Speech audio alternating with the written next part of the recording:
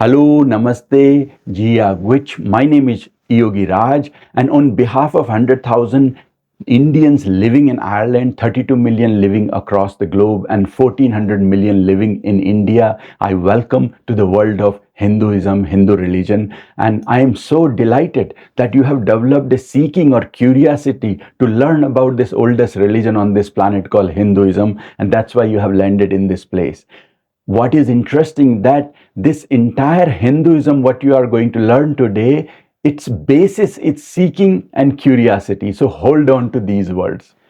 So before I start talking about Hinduism, let me tell you something interesting about my curiosity, which started in early 20s when I decided I should explore opportunities outside India. So a multinational company from Ireland landed in India and they hired me.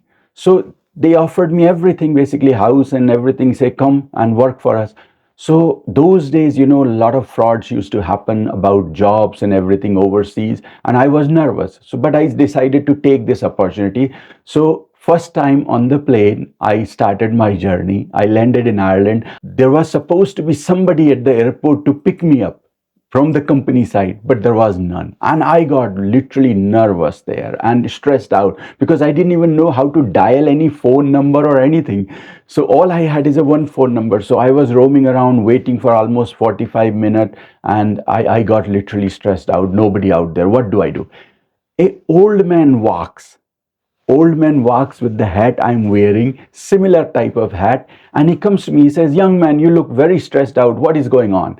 So I explained to him, saying, "Look, I came here in a company." He says, "Don't worry, give me the number." So I gave him the number, and he goes, he walks like 20 yards. There was a phone booth. He makes a phone call to this company. After 5 minutes, he comes back and he says, "Oh, young man, don't worry. There is somebody here very soon. They will be here in 30 minutes and you will be picked up. You will be looked after. No problem at all. And I will stay with you for that time until they come, until the person comes." I was literally mesmerized with this help. I could not believe it. So that old man stayed with me until after 30 minutes, the taxi man came and he picked me up. So I decided to give him £1, which he spent onto the phone call, and he decided not to take it. That was my first impression about Ireland. Since then, I got many opportunities to move to US, to Europe. I declined because every time I started thinking about moving outside, that old man who had the glow in his face of the great nation called Ireland, the great culture called Irish, the Celtic pride, and that whole friendly nature of the Irish people, that always flashed in front of me whenever I thought of leaving Ireland. So I fell in love with this country called Ireland. So whenever I'm going to talk about Hinduism, I'm going to take you back in the journey of my ancestor for thousands of years. But at the same time, I'm asking you right now here that you also trace your history. How far back, what were your ancestors doing here? So if you go back before 4th century, Homo sapiens were living here like 7,000, 8,000 years. And from then until the 4th century AD, the Celtic polytheism, the pagan culture was predominant in Ireland. So hold on to this, this, you will find a lot of similarities there. Now start understanding about my ancestors, what they were thousands and thousands of years back. Remember this, I'm very good at connecting dots, so everything will connect if you pay attention closely. I'm going to do a lot of demos and everything so that you can understand today, walk out here with the good knowledge of Hinduism, understanding what are the basic principles of Hinduism, what are the scriptures or books of Hinduism, what are their core beliefs and everything. So sit tight there and start this presentation. Okay, so I have this lemon in my hand, right? If I throw in air, it comes down. Throw in air, it comes down. So what is bringing it down? The law of gravity. Similarly, if you hold a balloon, blow it with the air and release it, the balloon will go opposite direction of the air release. So what is that? It's the Newton's third law, action-reaction law, right? So like this outer world, this materialistic world, which we experience with our 5 sense organs, Everything you see around, everything you experience around this material world, physical world, is governed by some laws of physics, chemistry, mathematics. And in the last 400 years, specifically 16th century onward, the humans have developed thousands and thousands of laws. And these laws has helped humanity to achieve impossible. Basically, the technology developed. The video you're watching is also a result of those development of laws. We have reached up to moon physically, and we have sent probes to galaxies. So there are billions and billions of galaxies in this planet, and all these planets and galaxies, this earth, everything is governed by these laws of physics, chemistry, math, and more. Thousands of laws are there governing the outer world. Now, as I said, there are billions and billions of galaxies out there. But when you look at the human inside, us, we, what we are, our brain has 86 billion neurons. 86 billion neurons. Every neuron is so powerful, and the combination of these neurons are developing emotions, feelings, and many things. So if the outer world is governed by some laws, then this inner world, this brain, this mind, this heart, this whole body, its physics, its chemistry, that should also be governed by some laws, right? So there are laws which govern the outer materialistic world, but then there are laws which govern the inner world, the spiritual world. What should be those laws? About 15,000 years ago in India, the ancient Indian, they also started exploring. They were living fine with the materialistic world, but they found that this materialistic world, no matter how much they try, the human mind cannot remain happy and content forever. So there is more to it. So they started exploring it, and they started exploring the inner world, the mind. They said, what is going on in my mind? What they found, like this in glass, right? There's a muddy water and there is a piece of metal, but you can't see it because there is too much clutter. Similarly, in our mind, there is a lot of thoughts, emotions, there is impressions, imaginations, and impression of past and worries of future. So much going on in our mind. We don't know the real nature of our mind until we quieten our mind down, remove all these thoughts, feelings, everything, and bring mind to a subtle state where it is completely quiet and calm. And if that happens, then the mind is like this clear water. Now you can see there is a piece of metal in here, which represents your mind. Means then only you will be able to see the clarity of your mind, what exactly it is. What is interesting is that at that moment, at that state of mind, we call it the meditative absorption state. At that moment of time, you can connect every particle of your body. You can sense. Your eyes become microscope within. Your sense organ turn inward. You can dissect every particle of your body. And when you dissect that, you will find that everything what is inside you is connected with the outer world. So the key to know this outer world goes from inside. So the way out is in. So when they sat in this meditative absorption state, what they find that this mind, basically it can give you the access to the entire body-mind connection, that how our mind and body is connected, and then this body-mind, how it is connected to the outer world. So basically they found the key that how to join the dots between the entire this universe, inner and outer, and with this they developed knowledge. So they started documenting this pure knowledge, and they came with a simple word to document this. They says, why give it another name? Just call it knowledge. So all the findings of these people, one guy sitting on meditative absorption state, coming up with these findings and documenting them, other guy going into the same state and then documenting it, verifying what the other guy said. Like that, hundreds of these people came together over the time in various regions of India. They basically wrote these things and then verified them, documented them, and after documenting, they just call it the name of the book called knowledge. So if this is pure knowledge, it should have two characteristics. Number one, it should never be changing. Basically, whether it is in Ireland or in India, it should be same. Number two, whether it is today or 5,000 years later, it should remain same. No matter what circumstances come, whether I'm angry or joyful or, something calm, cool nature, nothing should change. Everything should remain same. So it should be right. So the knowledge, pure knowledge, should be righteous, means right, and it should be eternal. So now just understand these three words. Number one, pure knowledge or knowledge. Number two, it should be eternal. Number three, these are the righteous laws, right? So if you look at the Sanskrit word for them, they become pure knowledge, or knowledge becomes Sanskrit word called Veda. And basically the eternal means Sanatan, and the last righteousness means Dharma. So Veda are the first book of humanity, or the core book of Hinduism. And these core books, there are four of them.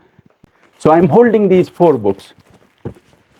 So Rig Veda, Yajurveda, Samveda, Atharveda, four books. It has 20,379 mantras or two-line verses.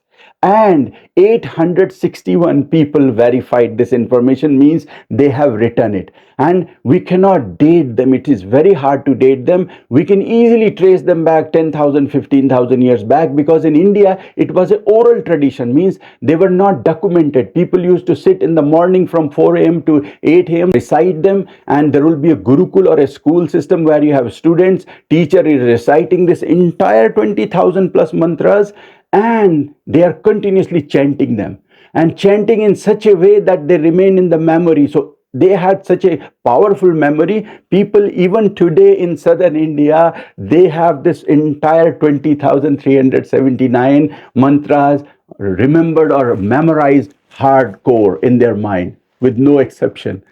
So the pure knowledge called Veda, and the people who followed it called Sanatan Dharma. Sanatan Dharma means eternal laws. Dharma is laws.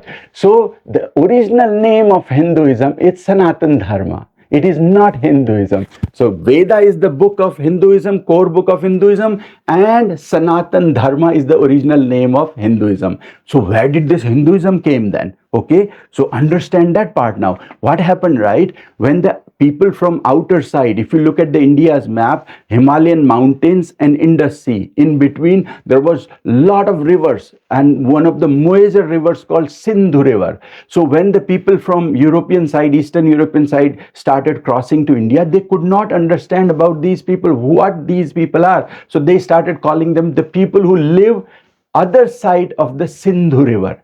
So Sindhu means, over time, mispronunciation of Sindhu became Indu, and eventually it became Hindu. So the people who live on the other side of Sindhu River, they are Hindu. So it became Hindu, and their religion is Hinduism. But Hinduism, the original name is Sanatan Dharma, and its core scriptures are Vedas. Okay. So you got this part now. So after developing this book called Veda, they didn't stop there, because they found the jackpot. The jackpot was that how to bring your mind to this state, and that technique called yoga. Yoga is the practice of Hindu knowledge. So basically, using this technique, thousands of other people came in after these 861, started documenting even more laws, and started writing more books. So what happened, that time passed on, and people they didn't follow Vedas properly. So they looked at in the humanity, they said, you know what, who is following the life and living the life according to Veda? So there was a character called Ram. He followed the life, and he lived the life according to the laws of these Vedas, and as a result, he became the role model in India. And there is a great story of his documented in a book called Ramayana. And Ramayana is one of the primary book of Hinduism. It's dated 12,209 BCE, when there was a great battle taken place in India. And Ram is the character. His wives get kidnapped. He goes down in Sri Lanka and defeats the evil king and brings his wife back. And this whole story of it documented in the first epic or history scripture of India called Ramayana. So there is a character, Rama came in existence after Vedas, right? Remember, after Vedas, first book, Ramayana comes, the next book. How many verses are there? Means two-line verses. This has 20,379 and this has 24,000 verses. Okay, so now time passed more, and now people kind of started fighting for many things, so little bit society got corrupted. So the great rishis, the great scientists of India, they called as rishis, their name is Rishi. So they started looking, what do we do? People are not following Veda again. So they started finding which families, two families, are following still this life according to the Veda. And they found there is a clan called Pandavas living close to Delhi, and then there was a great battle took place in between them, and finally they won the battle and everything. Same story of evil versus good. Goodness wins at the end. And this story is documented in another text called a book called Mahabharat. Mahabharat is again, how many verses are there? 100,000 plus verses. So give you a comparison, right? The Greek epic Iliad and Odyssey together, if you combine them together, it becomes 27,803 kind of a lines. And this thing has 100,000 alone. So it's 4 times bigger than that. They have written in a different context. And this is the book Mahabharata came in existence. But what happened after that? Okay, this was the first book, then the second Ramayana came, then the Mahabharata. So what happened after that? People started forgetting again, not following the life according to Veda. Then another storytelling tradition of India started. So this storytelling tradition, they were basically literally making small stories, documenting them in a story format, and these texts called Puran. So Puran means, in Sanskrit Puran, in English it's story. So 220 plus Puran came in existence. So another set of books, right? So this is the 4th set of books came in existence. While this was happening, another set of books also came in existence called Upanishad. And this Upanishad text is connected with Ireland. I'll connect the dots towards the end. So if you look at this Veda, right? Okay, if the Veda, what is these new books called Upanishad? If Vedas are like orange, right? Then Upanishad is the juice. So Vedas are orange, Upanishad is juice. So basically what Upanishad contains, the pure highest form of knowledge in them.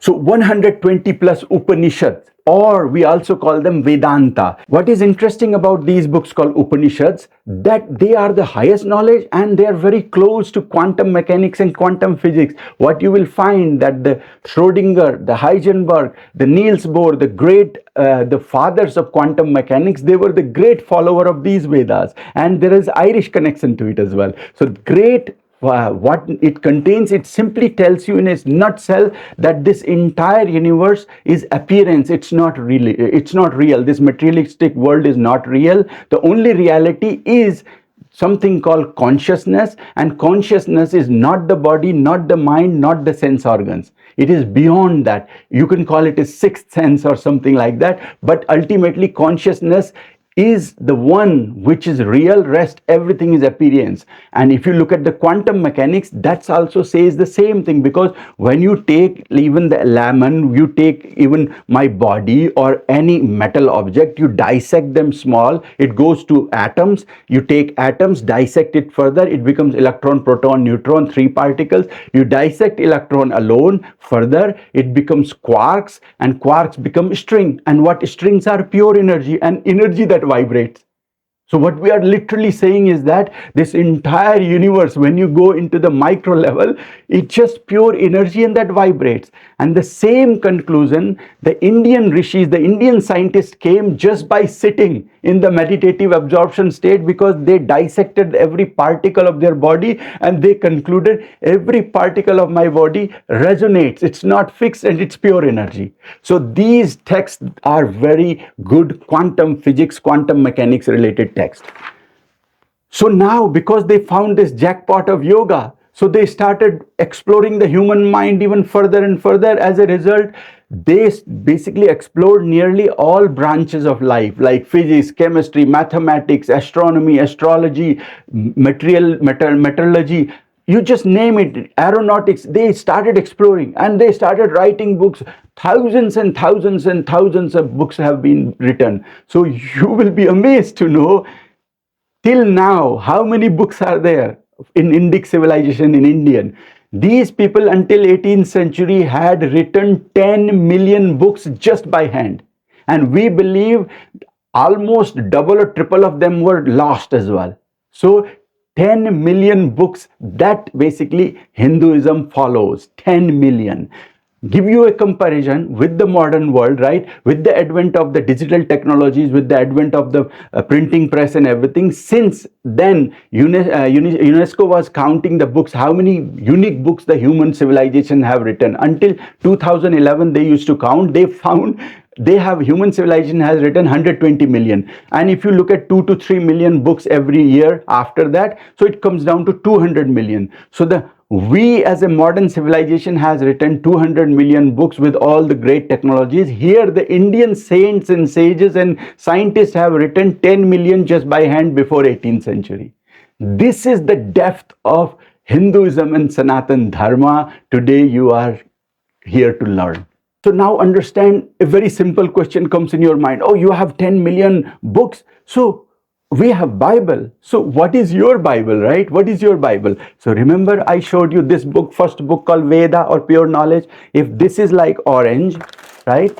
I said if this is like orange, then the Upanishad, the next text are like juice, right? So if you dry this whole juice and make a tablet, right? That tablet is Bhagavad Gita. This is part of the same text, Mahabharata. It just 700 verses out of that comes out, and this is the tablet. So the condensed form of Vedic knowledge, or the knowledge of Veda, is combined. And if you want to pick one book in entire 10 million scriptures, then Bhagavad Gita is the book which is the Bible of Hindus. And where do you find it mostly? You may have heard of these people called Hare Krishna, Hare Krishna, Hare Krishna movement. They chant Hare Krishna, Krishna Krishna, Hare Hare, Hare Ram, Ram Ram, Hare Hare. In Dublin, they do these chariot pulling Rath Yatras, we call it. So these people follow this book as well. Now the next question comes in your mind, right? Okay, if this is your book, then who is your prophet in Hinduism? Very interesting question, right? So the prophet, to understand that, you are watching in here what I'm explaining in this little slide up there, that imagine you are going up in the mountains, and this is the winter time, snow is there. So whatever the cliffs were there, they are hidden, and now there's a flat plain with snow. So you went from the north side of this and reached the top, and you said, oh, I reached the top, and I came down and I wrote a book. And people used to say, this is the path to go to the top, and this is the book. Follow this path, you will go there. But what happened? Summertime came, the snow melted, that path was no good. So there was a long terrain on the west side of the mountain. Some people went from there. And when they went there, one guy, he reached to the top, and he came down. He says, oh, I found the path to the top, and that path is the good path. I wrote this book, follow this path. So like that, many paths can be reaching to the top of the mountain, right? Many paths. There can be infinite path.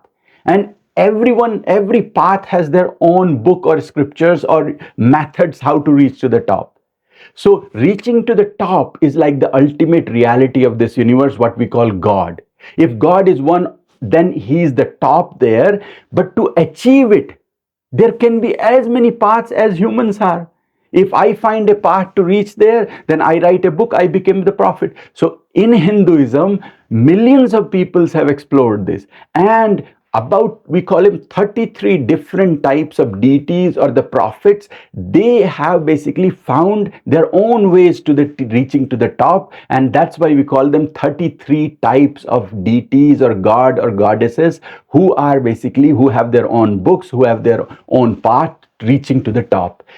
Question is, this is the pure form of flexibility where you are accepting that there can be one more path.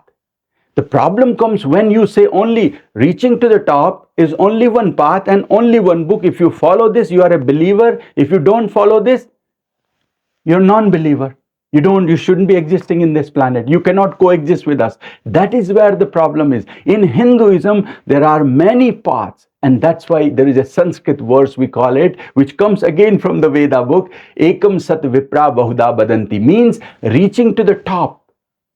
God is one. But realization of that can be many ways. Sages and saints have said there can be many ways to reach to him. That's why we give freedom to the people to choose what you want. what path you have. But God is only one. So this is the answer to how many deities, gods and goddesses are in Hinduism. Ultimate reality is one, but there can be many, many people who mastered that, and we call them prophets. And there can be many, even in today, if somebody masters that knowledge, that also goes into the same thing.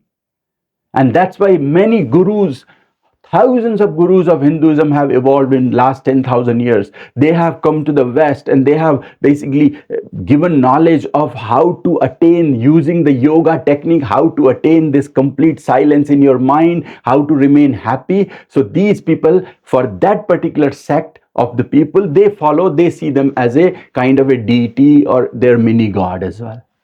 Next question comes, oh, you don't eat cow. Why don't you eat cow?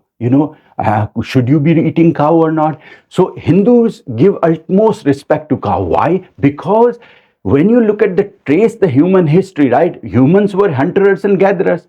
The first time they started settling in having a fixed home, a house, when they started doing that, they realized that they need something there. When there is famine, when there is drought, at that moment of time, they looked around the whole animal kingdom and they found this one gentle animal, so nice, so gentle, soft, and it gives you, if you cure him, if it is your pet, it gives you milk. You can make cheese out of it. You can make yogurt out of it. You can make what we call, the clarified butter and everything. And milk is obviously there. So during the famine period, those who had the cows, they survived. As a respect, human civilization in India realized that if you pick one animal in this entire animal kingdom, that which is the best friend of humans is cow. And because it has helped us to survive so many difficult situations for thousands of years,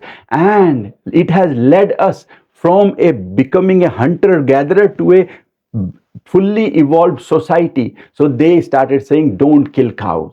Along that, remember the storytelling tradition of Hinduism, they built stories around the cows. They called them sacred, so that people, they linked this cow survival with the scriptural knowledge, became part of religion, so that people don't kill the cow. As a result, human civilization will survive even longer and longer.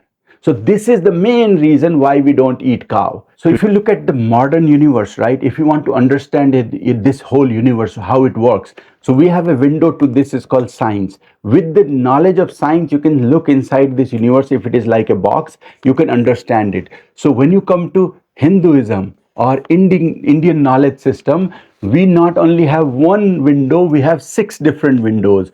But when it comes down to Hinduism or Indic knowledge system, then we have 6 windows there, 6 windows to look at the universe, 6 different ways. So these are the 6 branches of what you call the real knowledge system of India. Sankhya, Yoga, they are like coupled to each other. Then Nyaya and Vaisheshika and Uttar Mimamsa and Purva Mimamsa. There are 6 different ways you can look at the universe. With this knowledge system developed the school of logic, which is the Nyaya. They started exploring the whole universe more and more. Science evolved in India, dance, drama, music evolved in India. And when you look at the science itself, the Vaisheshika Sutra written by Kashyap Rishi, Kanad Rishi, it talks about the Newton's 2 laws are already there. The Bodhayan Sulva Sutra, which is the Pythagoras theorem 500 years before Pythagoras, Indians have already documented. You can check the Wikipedia, it's already there now. It is listed. Like that, there are so many things.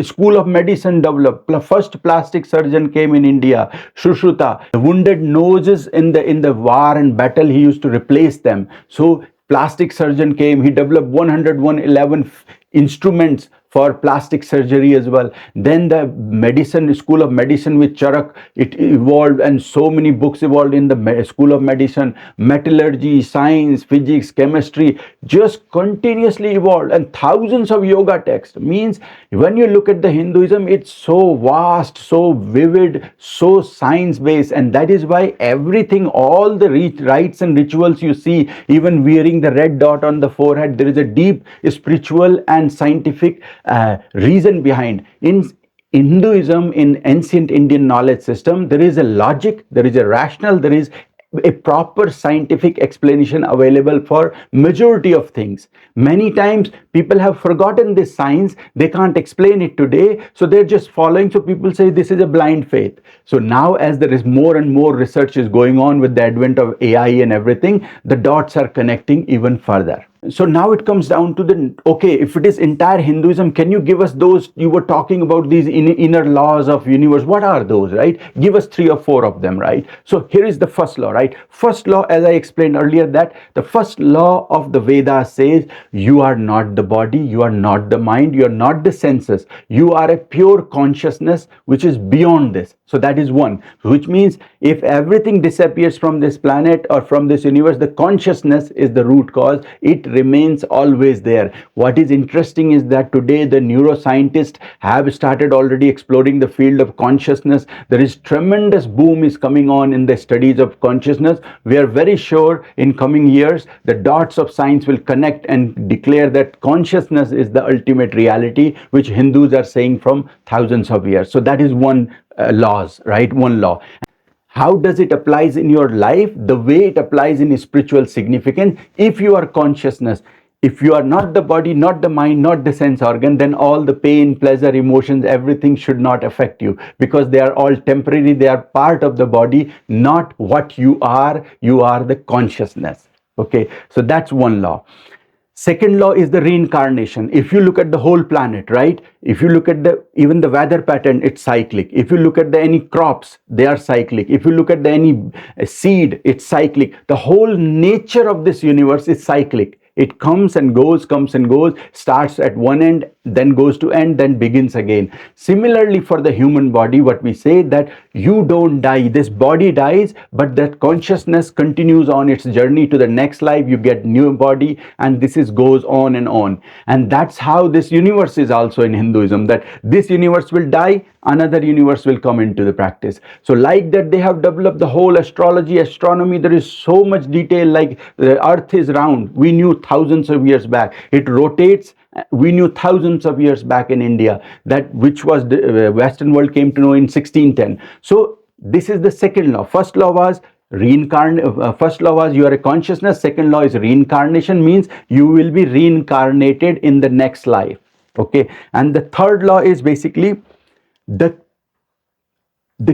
key for civilization or humans to understand the happiness comes from non-violence, means you have to adopt peaceful measure. If you do any kind of violence, then it will always agitate your mind. You will never be happy. So if you want to be happy, non-violence is the key for this. So this is another law. Like that, there are so many laws out there, right? So when you start reading these scriptures, you will know. And remember, these books are rational, logic, practical, pragmatic way. They are beyond religion. So anybody can pick up all these scriptures and read them. So now also address one another problem there called immigration, right? There is always a worry that people coming from, you have 100,000 people here. So, what should we do? Should we invite these more people from outside or not? So I cannot say for other people, but what I can certainly say for Hindus. What Hindu, when they come to your country, what they do? It's like this, right? Today, if someone says to me, this is the glass of milk all the way up to the brim, completely full, and you're giving a message to the world, hey, we don't have enough resources in Ireland. We are already over 5 million and we can't take you more, right? Or those who are here, we can't take you more. The message of Hindus to you, based on their knowledge and their humility, their flexibility in everything, the way they will give you message is that they will give you the same milk back.